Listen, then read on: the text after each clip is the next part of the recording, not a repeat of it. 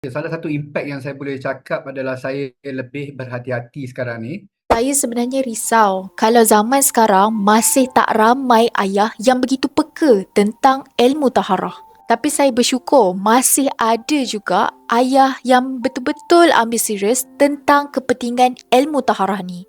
Cuba ibu ayah lihat video ni.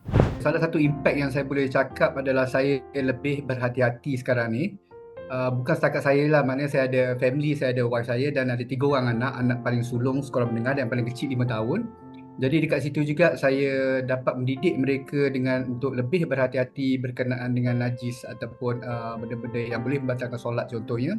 Dan ada juga stigmata-stigmata ataupun kepercayaan yang dulu kita percaya yang benda ni membatalkan solat, membatalkan wuduk. Tapi bila kita dah go through dengan Victoria ni, baru kita tahu sebenarnya tidak. Sebenarnya cukup sekadar dengan menyuci dengan air yang bersih saja. Dan ada banyak benda-benda yang di dalam kelas Victoria yang macam saya cakap lah, benda yang kita tak tahu sebelum ni. Dan kita dapat belajar dan ia membuka mata lah.